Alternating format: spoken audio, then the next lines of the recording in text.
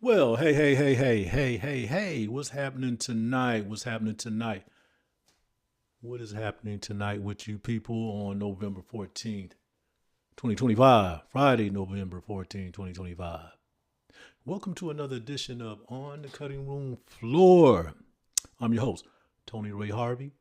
And as always, we're podcasting and broadcasting from the beautiful tree area of Greenhaven Pocket, Southwest Sacramento. About an 8-minute drive from downtown Sacramento. I love this area. That's why I just got to mention this.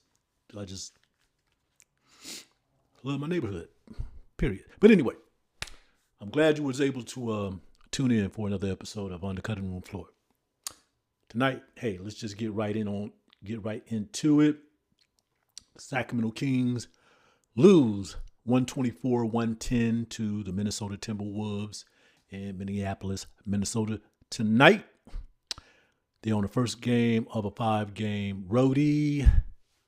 And tonight they kicked it off in Minnesota with a loss. But much better effort than they had on that 5-game homestand, at least for those last 4 games, watching all those blowouts. So, as we know, Doug Christie had a lot to say in those final 2 games. Hopefully, with tonight's effort, that they're, going to be trending in another direction, as he say. Yes, there was a lineup change.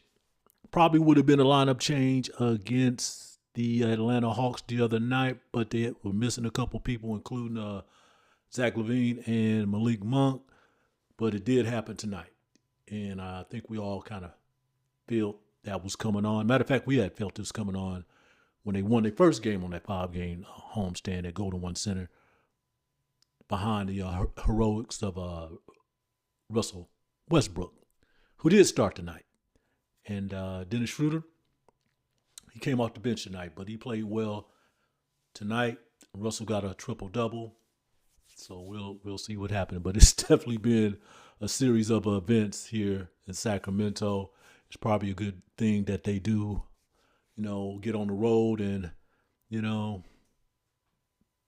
ease a little pressure from all the things that have been happening here, because tonight they did lose their 5th straight game, but hopefully they'll come back with a couple wins and get this thing together.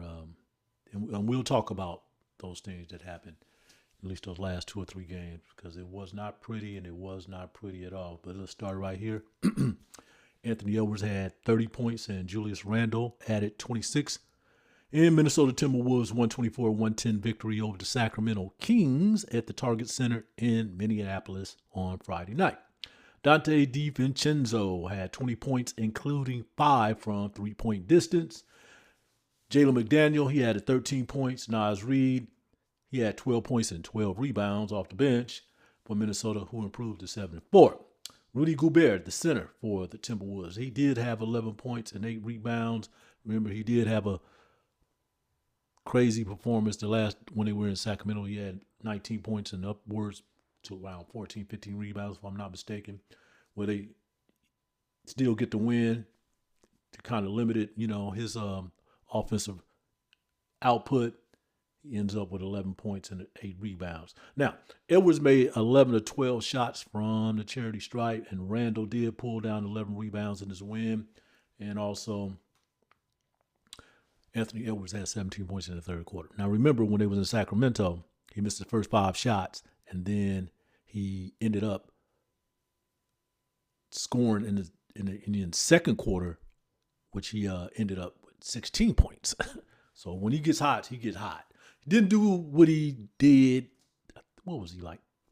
6 for 11, 5 for 11, shooting for 3-point territory against the Kings here in Sacramento. Well, he only shot like 1 for 7, on his home court. But it doesn't matter. He had 30 points. He's an all-star. He's a superstar. They're going to get it done. Now, the Kings, who fall to 3-10, they definitely fared much better than they did in the 133-100 loss to the Atlanta Hawks at Golden One Center on Sunday. They were down by 44 points at one point in that game. But much better effort this one. But a little scolding by head coach Doug Christie seemed to maybe have got him straight.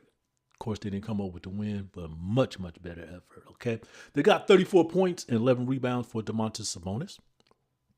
Okay, Zach LaVine had 25 points, 6 rebounds, and 4 assists for the Kings. I said before, they lose their 5th straight game. Now, Domantas Sabonis. Russell Westbrook, who was embedded in the starting point guard position for the Kings, he recorded a triple-double in the form of 13 points, 13 assists, and 10 rebounds. 10 rebounds. In the first half, he had 8 assists. 6 of those helpers went to Domantas. So there was definitely an emphasis put on Russell in that starting position to get Domantas going. And there was some other things that I saw even on the sideline with Russell and Domantas, that Russell picked up the assignment that I have to make sure this man is part of the activities. Okay, he has to be there for us. It'd be good to get him off on a good start. And that's exactly what happened there. He ends up with 34 points tonight. So that's his season high thus far. And it looked like there's going to be a little bit more of a two-man game between those two.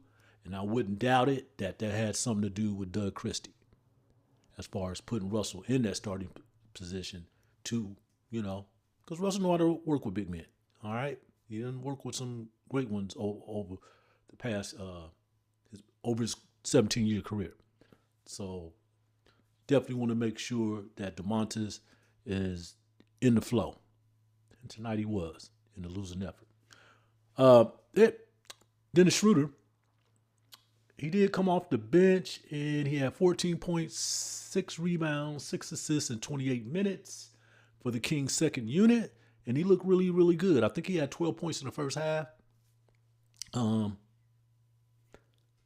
We know in the offseason, there was a need for a point guard.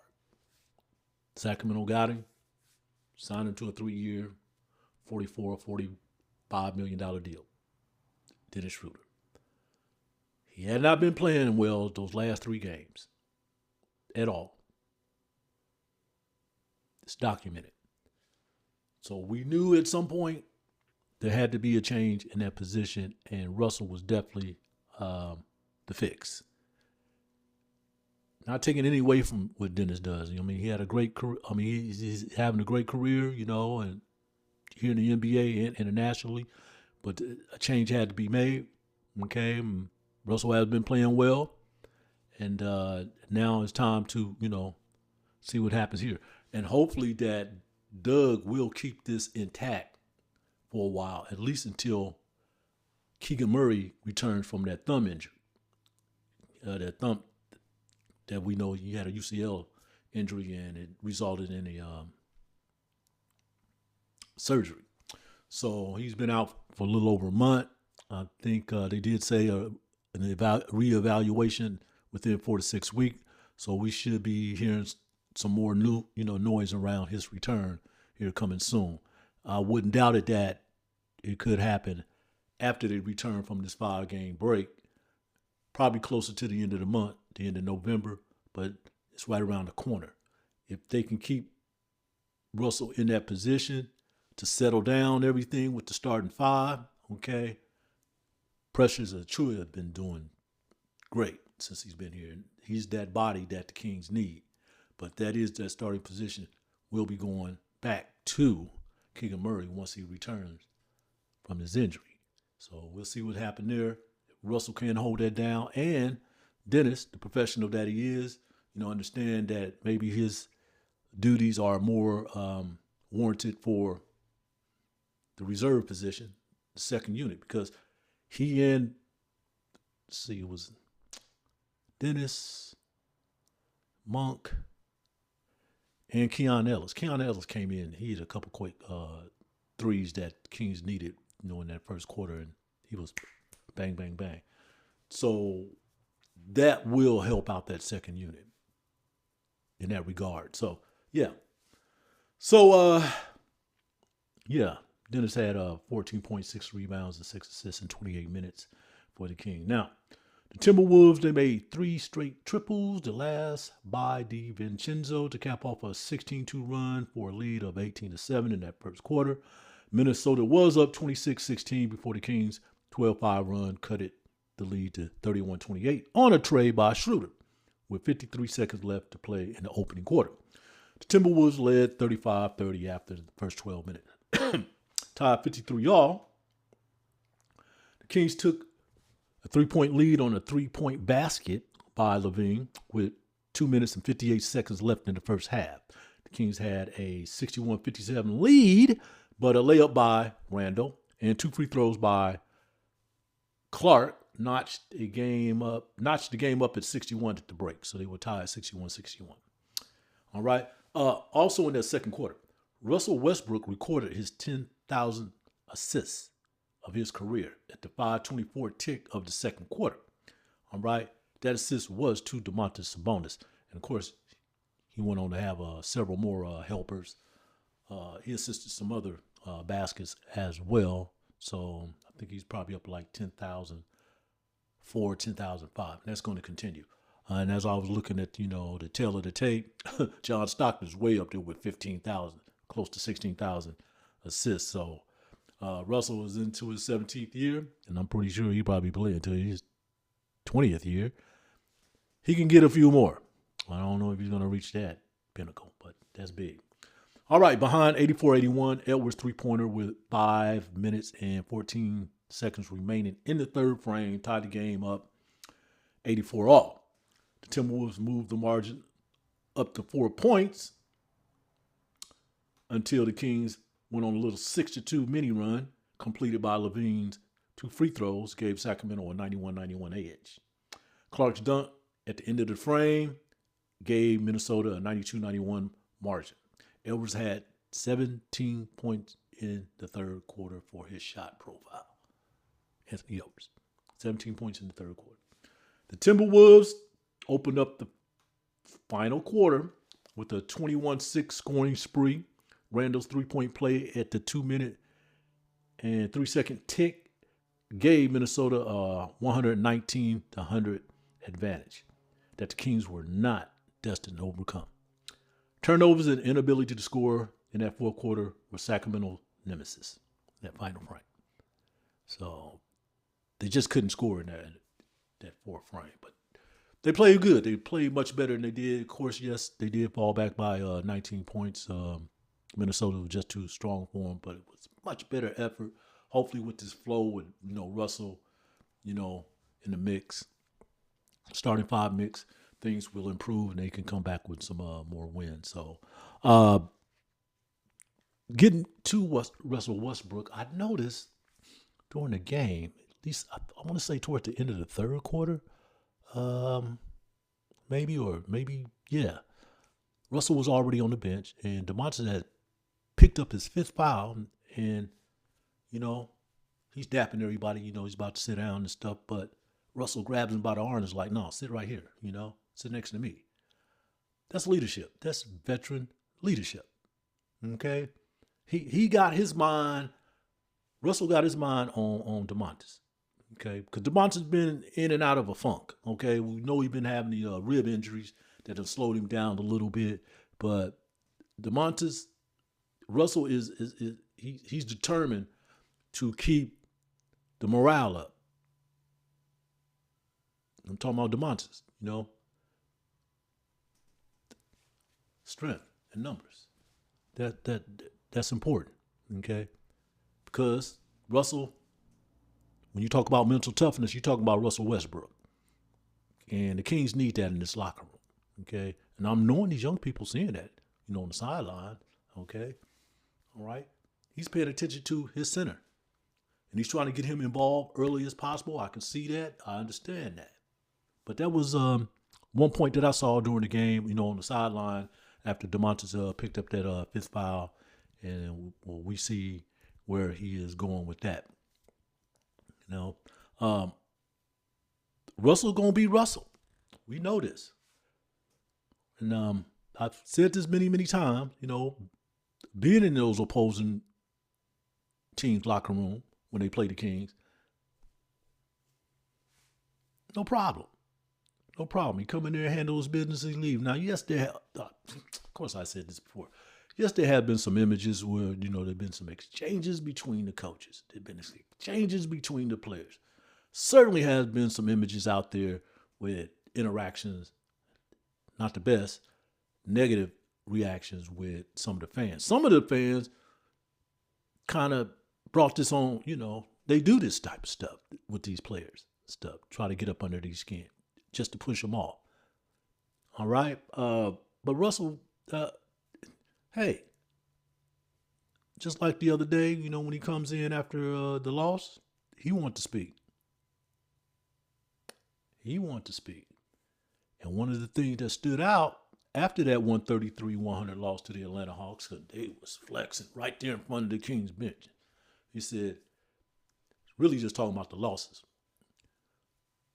Things like this could either tear a team apart or bring them together. Pretty much what I saw there on that bench when he was interacting with Domantas Sabonis. Bringing them together.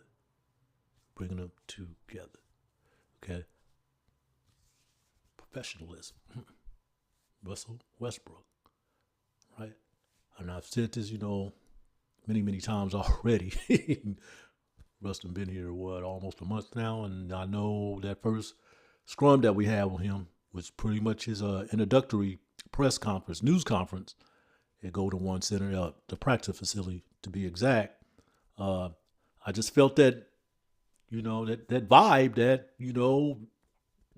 some of the people who were there didn't know what to say to him. Okay. And actually, there were two women that stand out to me.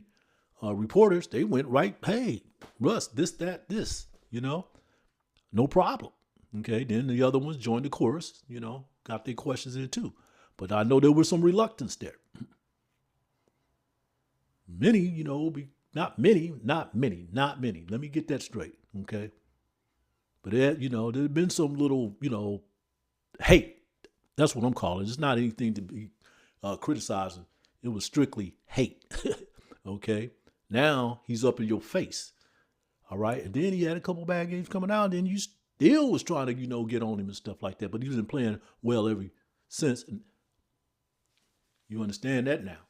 So I guess now it's like, well, I was in the locker room and Russell told me and we're friends now. Yeah, okay. I see where it's going. And don't even get off on that too because, there was some hate. Never had any problem with this young man. And I don't expect to. When he's in that locker room, before the game, I see what he's doing, okay? Every time I go in there, he's watching the opposing team, who they played before they got to Sacramento. Okay. He's handling his business. They all got some type of ritual, pregame routine that they go through. All the players do. Of course, he does too. He got his towel laid out there, the way he wanted, checking out some X and O's, with those teams. I'm not going to bother you. I'll say what's up or whatever, but I'm on my way. All right. Whatever you're going through, I definitely don't want to disturb that because you got business to take care of. And he does take care of business. But I'll tell you one thing, Russell has been nothing but a professional. Now, he might act up or act out or whatever y'all might think. I won't even look at it like that.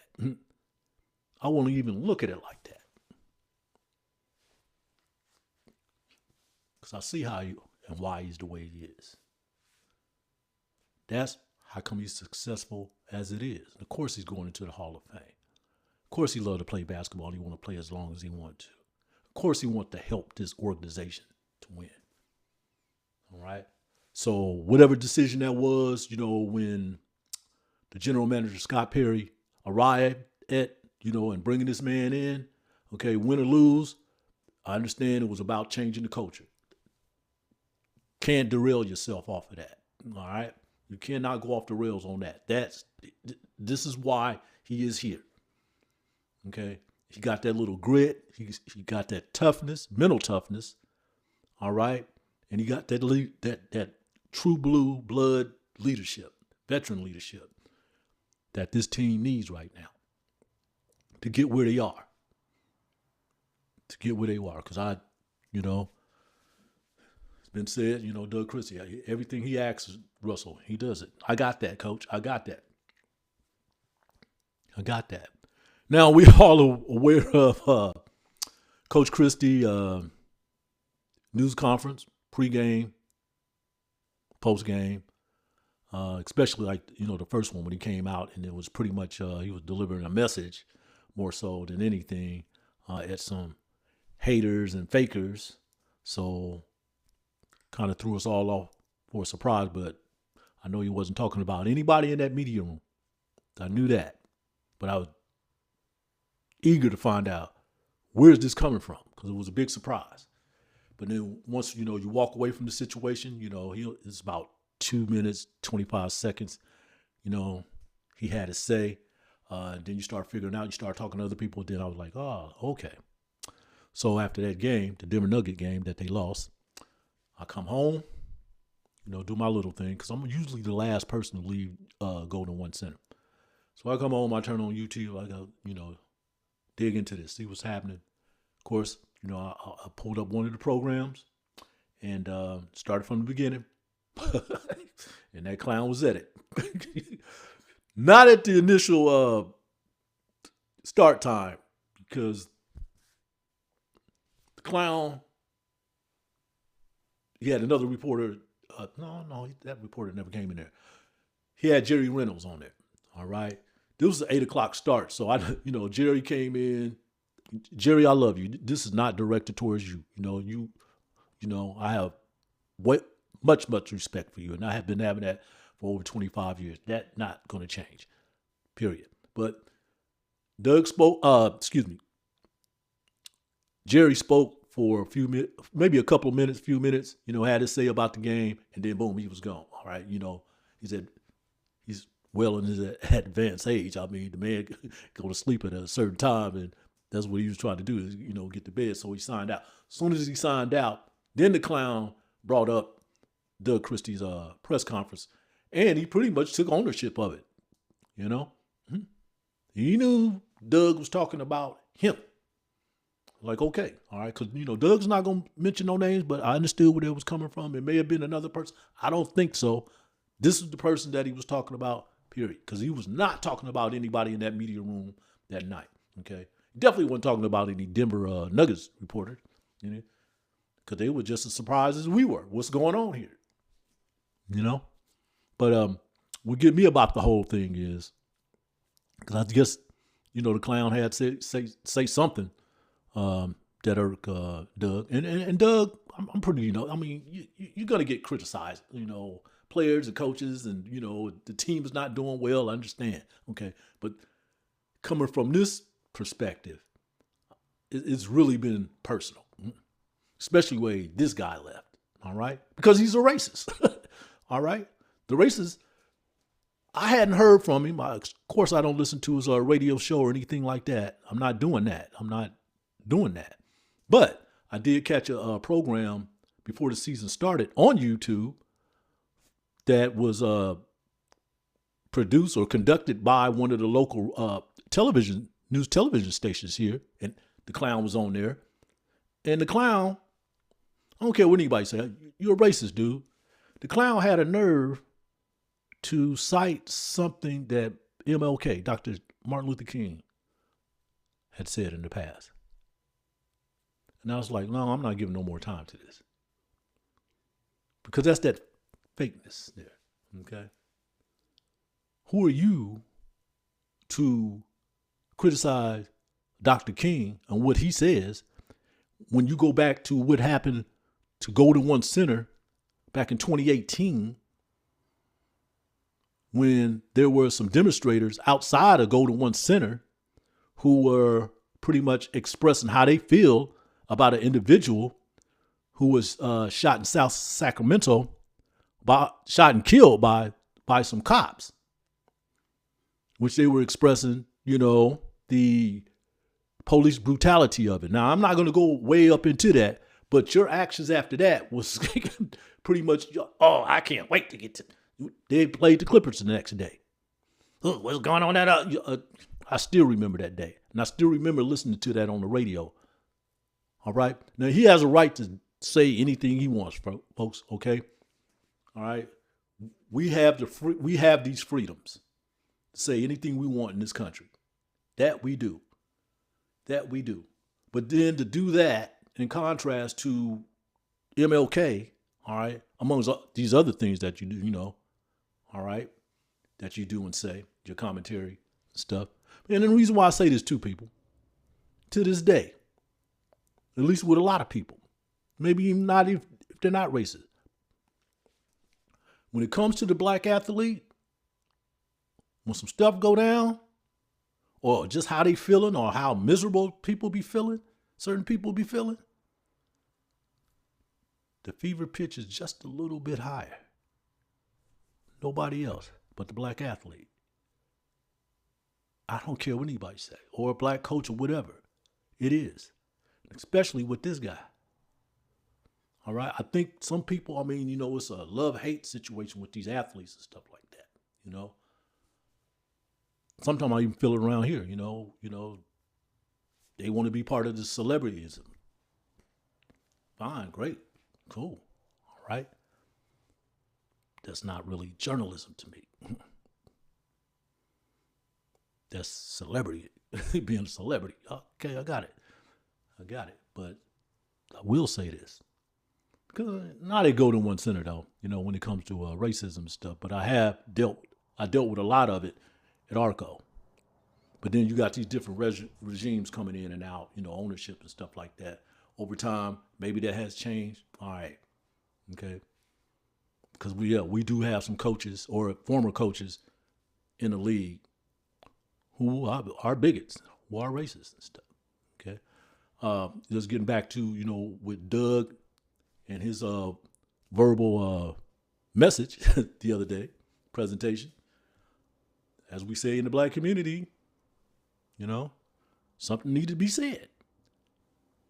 I really feel, and it's just from my opinion, that maybe you shouldn't have said that. You're a first year coach. You're really permanent coach to be exact. Of course, you'd served as an interim leader in that position. Maybe you shouldn't have said that, but that ain't none of my business. But I do know Doug, and I've been watching him for the last 25 years as well. He does know how to carry himself. It was something that needed to be said. All right. This team, this organization is in a tough position right now. Has been. Okay. Go all the way back to 1985. All right. Okay. He was here when the team had a lot of success. He wants to get back to that. He wants to get it back to that. It was a beautiful feeling. Let's put it like that. I know, covering the NBA and covering this team for that many years, I like to see him get back to that. I know how rough it is. And I know Scott Perry is working towards that. And what I'm seeing right now, there's been talk of a rebuild, a plan. I'm listening to these type of things, but how I see it, it's more like a build in to build out. We're going to start here within the side, what we have, and then we're going to work our way out of it. That's just me. Whatever's going on behind the scenes, Scott Perry's over the controls, and it seems like he is over the controls. Of course, I do have some questions. I know all of us, who's been reporting on this team have some questions. I certainly have some questions for him right now. Hopefully I'll get around to it. If not, I'm not worried about it because I was giving myself at least 20 games to see where this team at. So right now they're 3-10, 13 games. So we got 7 more games basically to go. All right.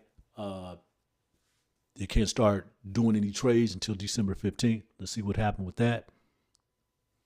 Maybe something will happen. Maybe something won't happen. The trade deadline is in February. So we'll see what happened with that.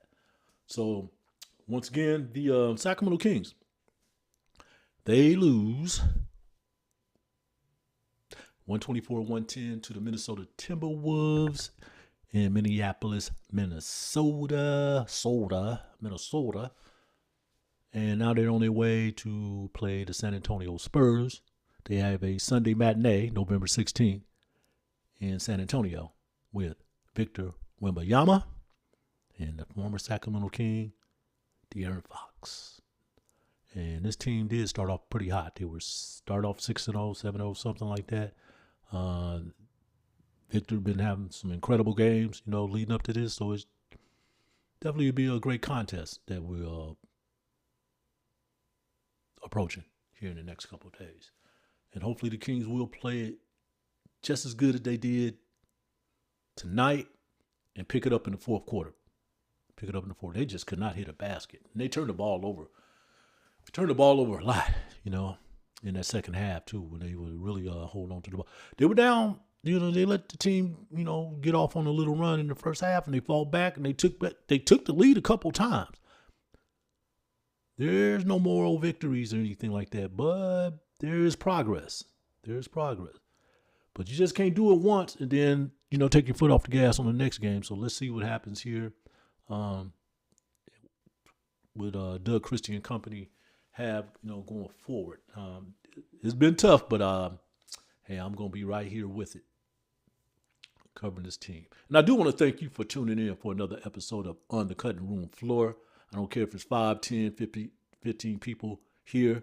I appreciate you your time, because I'm going to keep it going no matter what. I will say this before I leave, and I'm sure I said it before, and I'll probably say it again. If you want to understand anything about me, well, just Google Antonio Ray Harvey. You're not just going to see Sacramento Kings stuff. We don't do that here. Why? Because we're a reporter.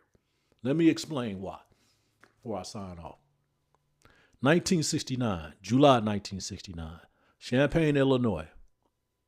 4-year-old young man, young kid, baby, infant, whatever you want to say, toddler, but he was 4 years old. He was watching a black and white television. The person on that television, white dude, older white dude, thick mustache, had a deep voice. His name was Walter Cronkite. He was on the CBS News desk. And he's telling this 4-year-old. He's talking directly to this 4-year-old. A man is about to get in a rocket, a contraption that's headed to the moon. And it headed to the moon. It made it to the moon. A few days later, this man is about to come out of this contraption, put his foot on the moon for all mankind.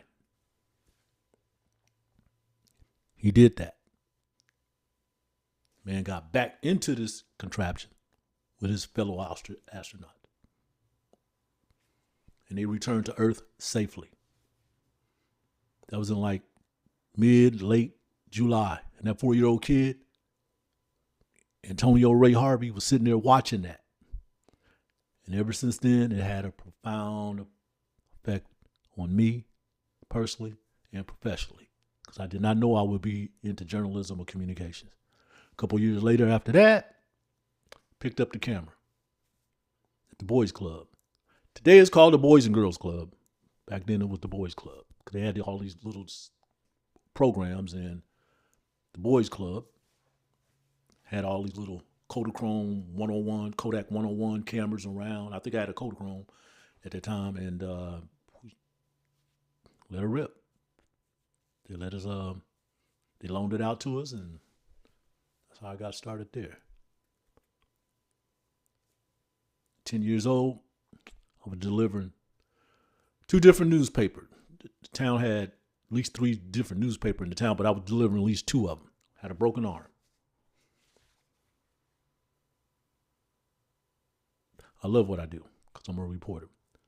Once again, folks, thanks for stopping in for another edition of On the Cutting Room Floor.